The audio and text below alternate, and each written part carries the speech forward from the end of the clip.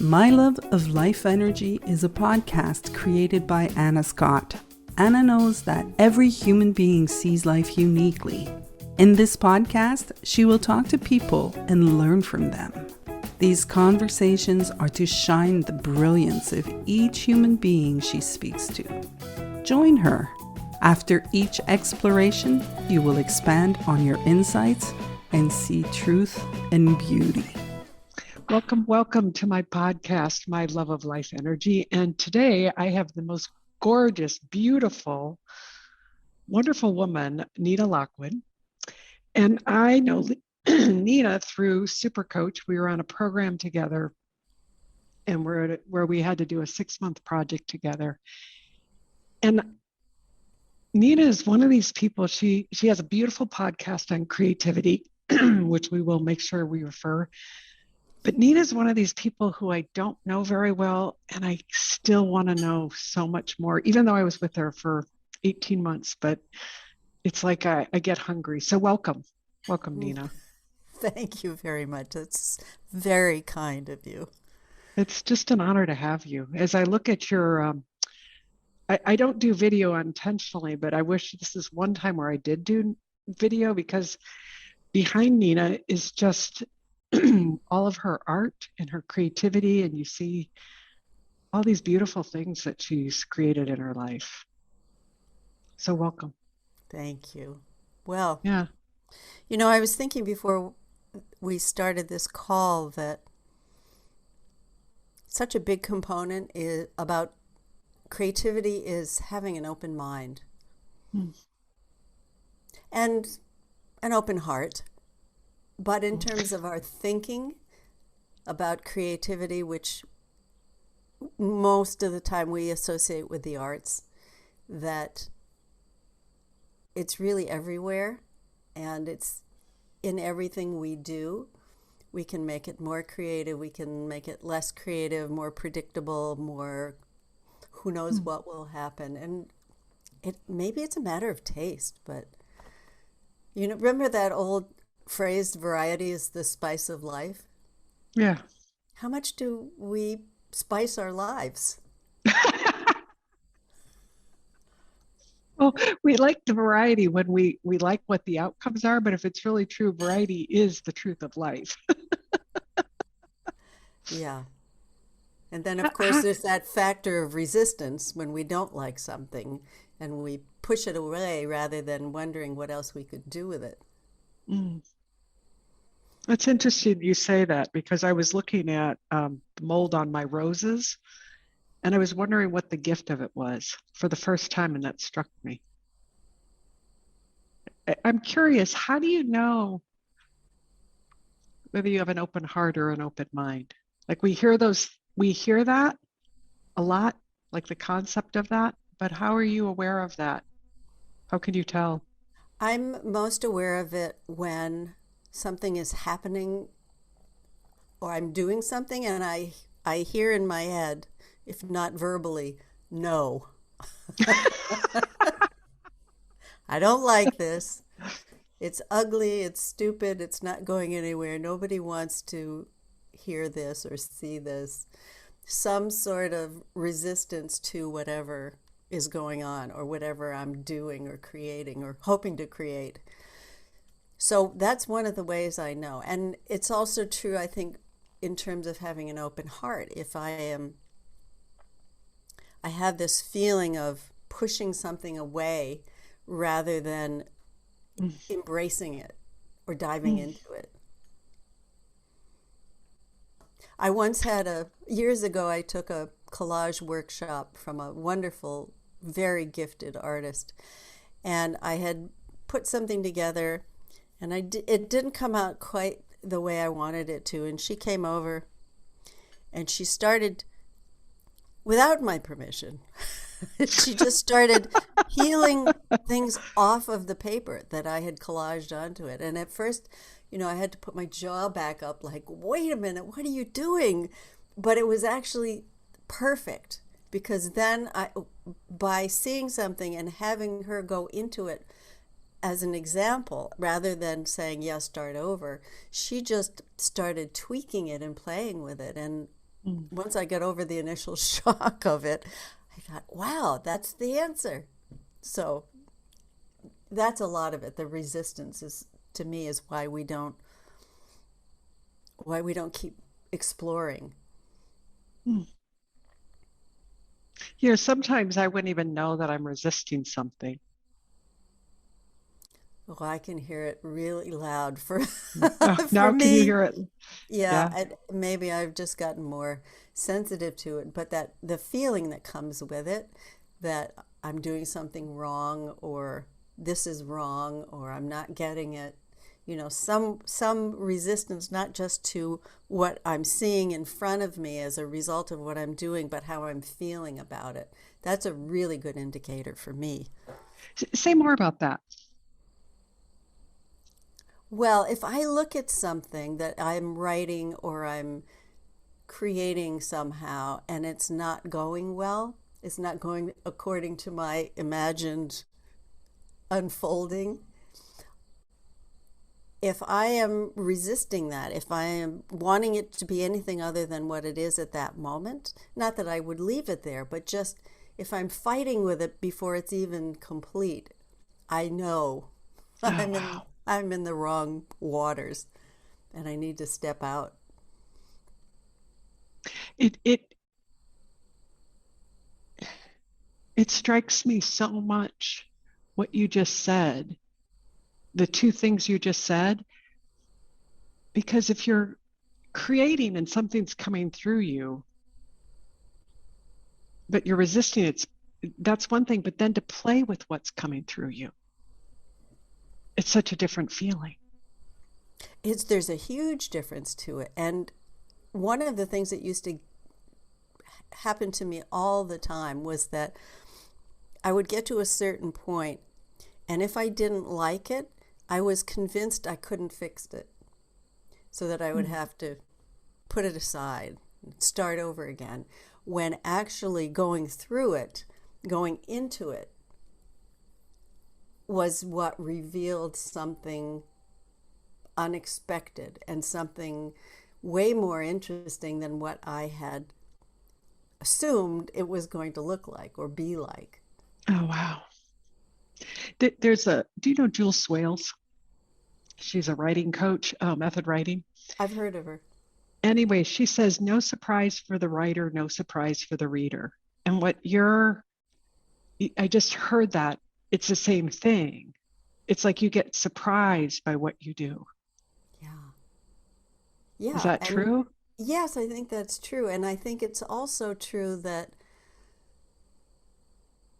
the surprise doesn't happen if we stop and say, oh no, this is going in the wrong direction. But we don't really know. There's Mm. so much. I see this coming up for me so much. I make an assumption. Oh, no, this isn't going to work. This isn't going to work. But I don't know until I try it. And going back to that example of peeling away the layers of the collage, I think that is so true in terms of our life experience, that we get to a certain point and we give up or quit or find fault with it when actually it could be the raw material out of which something else can arise. But if I'm thinking, oh, well, I should be done now, this should be finished, this should be where the good stuff happens, I'm imposing a limitation that just really gets in the way. Oh, God. Oh, my God. When you just said that, my mind just exploded. How can I help? Well, it's like we can't see where things are going and we just assume. But if we just, I actually am almost teary. It's kind of like, the great, God, it reminds me of that famous quote, good news, bad news from, the Chinese farmer, like Yes, good news, bad news. right, But we right. don't stay open, so we stop seeing. Yeah. And what you're inviting is people to stay open to see. I don't know. That's what you're doing. That's what I just heard. So that's Anna Scott on making up shit about Nina Lockwood. I'm certainly willing to go along with that. I think it's really makes a huge difference in life because we don't know. We don't know whether what appears to be a failure is actually going to turn into the material for a success or a springboard for something entirely new. But to make those, not only the assumptions about what it should look like, but where it's going to go and when it's going to go, rather than just doing our best to say, oh, this is what it is at the moment. And could it be something else? To not stop there. Could it be something else? I'm so curious. I don't know why like the question that comes into my mind with this creativity and this scene, how does it impact your relationships? Great question. Overall, it makes me less judgmental, kinder, gentler. Maybe not always more gentle, but I see because I see myself in other people, and when I know that I'm getting in my own way, I see when other people get in their own way, and it's all just a matter of how we've been conditioned. We're all in the same boat. We believe so much of our conditioning that we don't give ourselves a chance to just be and just express ourselves the way little kids would. Now, we're not going to express ourselves exactly the way they do because we have more experience, more knowledge, more life experience in general, but to have that openness, how kids play, 1 minute they're a water panther and the next they're a seal and the next they're a mermaid and the next they're an octopus. Last week we tried to do this podcast, and God, am I glad it failed. Because I get two out the best 2 out of 3 with you, Nina. But I remember you saying something about physics, that they're showing that the atoms are, you said something that the atoms, it's just we're a bunch of space. Yes, and I am sorry, and I'll say this in advance, I can't remember the numbers exactly, but in an atom, there is so much space between the electrons and the protons and the neutrons and the center of the atom that it's like the nucleus is the size of a lemon in a football field. Oh my God. Wait, oh my God. It's something ridiculous. And of course, we're so locked into matter being solid that we don't really taste that very often. Because what I can just feel when you were talking about the kids, this is why I brought it up, is because they have so much space that they can throw the atoms apart and together, that it just becomes this, they're not holding anything solid. And I could feel the spaciousness of that.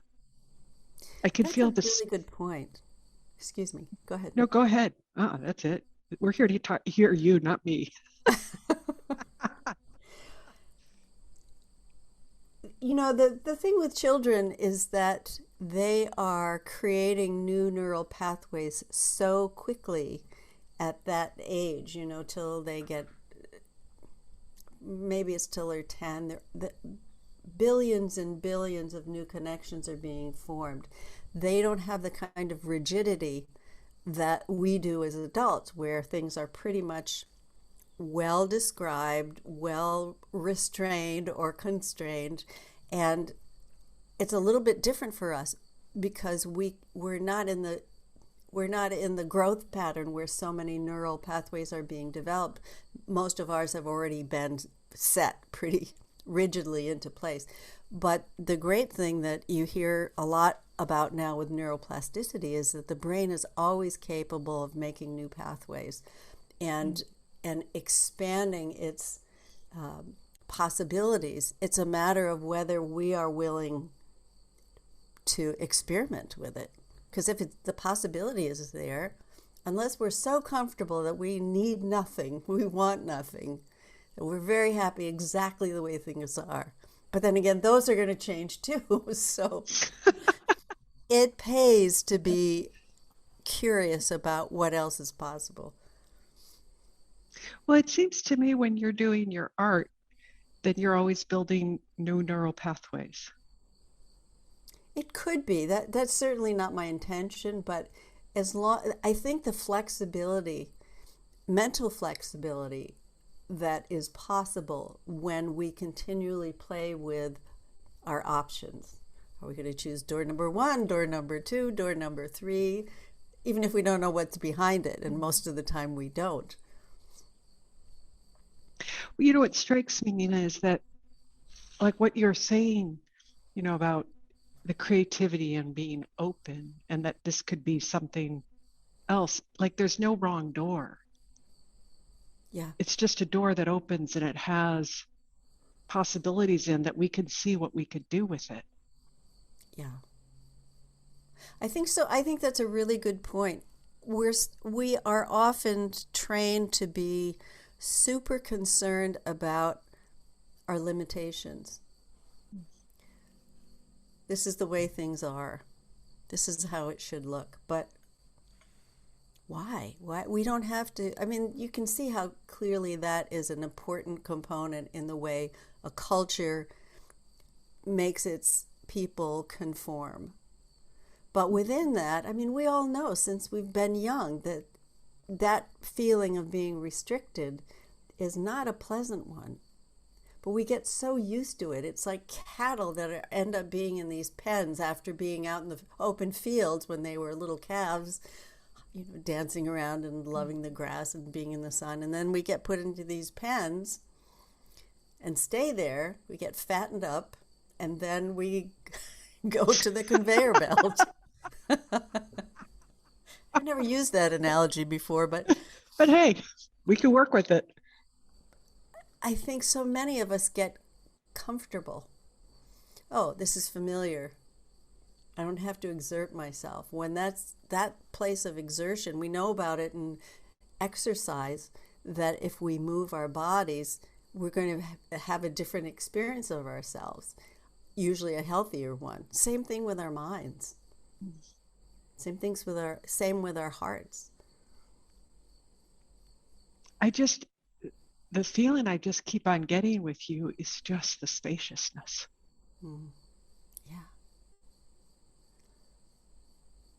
Yeah. And all the possibilities. And the minute we make it into something, it's like we can go it, like to use the cow metaphor, we can go into the stall, but we know the door is invisible. It can come off at any time. Yeah. It's not really a door. Right. There isn't.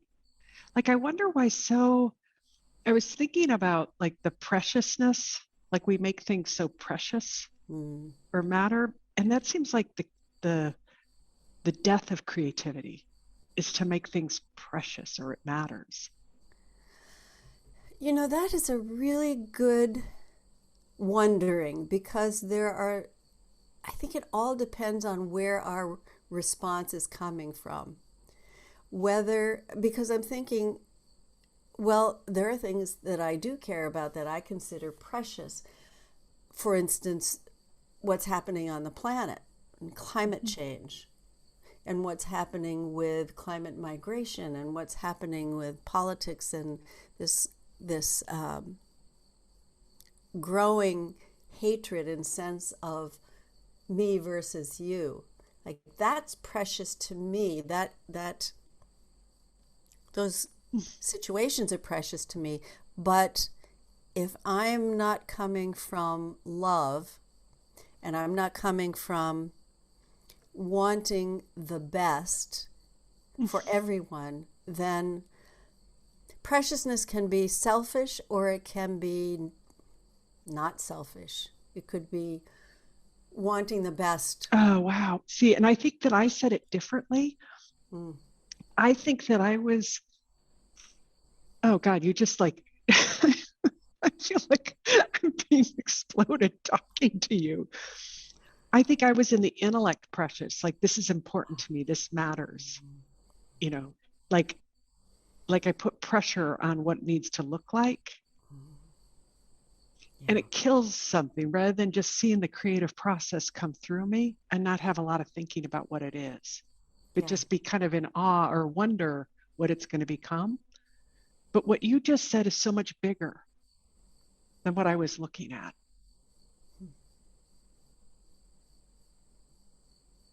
Well, there's lots of ways that we can make things harder for ourselves.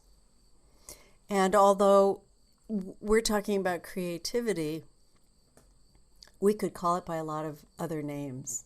You know, it's in one way you could talk about it in terms of relationships.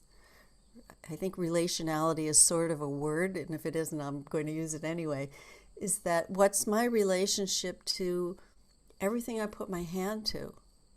What's my relationship to the river, the land, the people in my life, my family, my friends? Oh God, what I'm seeing, Nina, is that the truth of we get to create our experience and our relationship to everything around us. I mean, that's what you're pointing to. Or at least that's what I think you're pointing to. Mm. Like Well, we I get to think create I'm this. sorry, go ahead. No, that's it. You know, creating our experience may be the right word.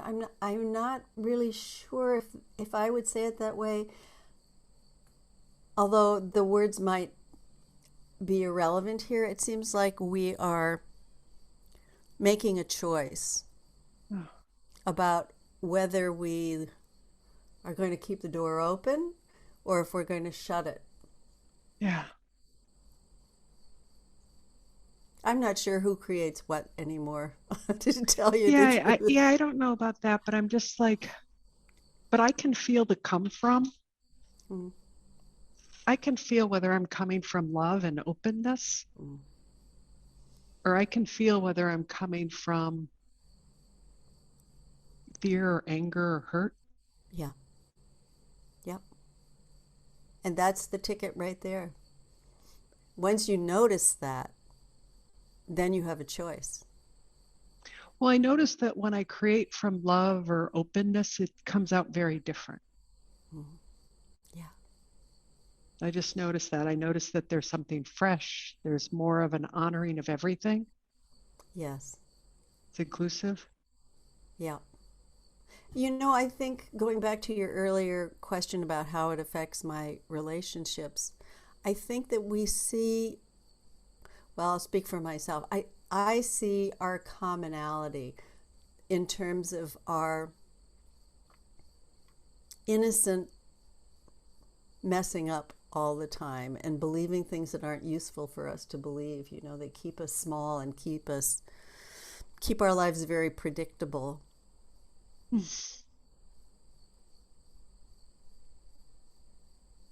There's so, That's what we've all, there's, you know, most of us have been taught that. what I love is the both, the predictability and the variety, like Yeah. knowing both exist. Yeah. And they each have their place. Yeah. I don't But think too I'd much want of to what, have, yeah, I wouldn't want to have granola 365 days of the year. But frequently I like it a lot. yeah, and I would want, I wouldn't want too much variety because it would just, I'd have to be adjusting all the time. Mm, yeah. But I like the dance of the two. Hmm. I think you're totally right on with that. I think it is a dance because I wonder if it isn't true that we are able to be a little wilder and a little crazier and a little bit more in the discovery mode, explorer mode, when we know we can go back to something that we can rely on. And that what we rely on has to come from ourselves.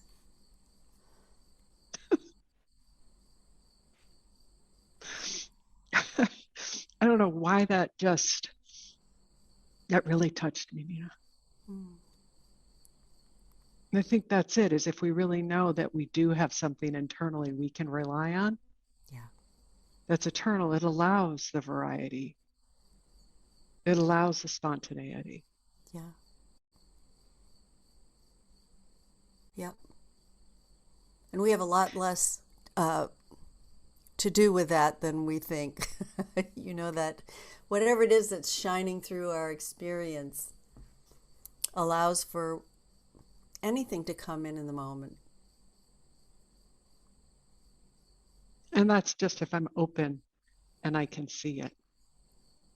If I'm willing, like not willing, I just know if I'm open. Yeah. Yeah. See, So that goes right back to the beginning of our conversation about having an open mind.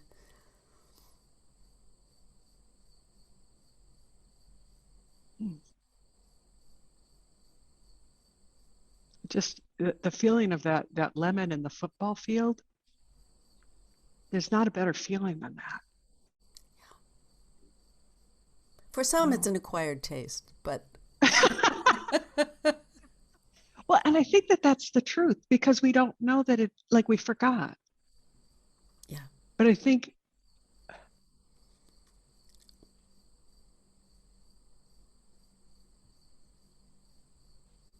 it, as we sit here and we're talking, I can feel more and more spaciousness coming in. Mm. Yeah. To me, that is, the more we feel that, the more that to me is an expression of our true nature. Our true nature is open and expansive and limitless. The the other thing that strikes me is it's so beautiful. Like looking at you, I mean, I know we're all just reflections, but it's just so beautiful and alive. Even as we age, there's so much life in it. And what's cool about getting older is that the older, at least this has been my experience, the older I get, the less I feel like I have to conform. Like, I've done that already. I've done what you said I should do. I've played the game. I've done this. I've done that. I'm too old for it now. I just don't need it. Of course, that can happen at any age, but I think it's especially freeing if you're over 40 or over 50 or over 60. What I want to say to you, because we're coming to the end of this, which really makes me sad. I can always do another one with you. Is that this aliveness, because I could just feel it so in you. It's the best facelift ever. It's the best anti-aging cream I've ever seen in my life. Well, that's a great compliment, and I will take it very I gratefully. mean it. I just see that. It's just this aliveness coming through you, creating through you, without any of the. It feels like that the cow thing you were talking about, going up the pens into the. You don't have so many starts and stops that you have to hurdle over and work through. You're just like, it's like letting life flow through you. Yeah. That's And you beautiful. have that too. We all have it. Yeah. It's just a matter of saying, okay, let's see, bring it on. Oh my God. Okay, Nina, thank you. Beyond thank you. My And pleasure. Nina Lockwood can be found at www.ninalockwood.com, correct? Indeed. And Nina has a beautiful podcast that is out there about creativity. She also has a class in love coming up. I don't know if it's full yet. Is it full yet? Nope, Oh, good. not yet. Sign me up. I want to find out the details. I'm so playing more with you. Okay, that I'm in. And I'd love that. anything else that you want to put out there? Well, in regards to creativity, having an open mind, playing more, I can't recommend it highly enough. It changes lives, really does. Mm, what a gift. Thank you for having me on this call. Oh God, I loved it. Thank you. Oh.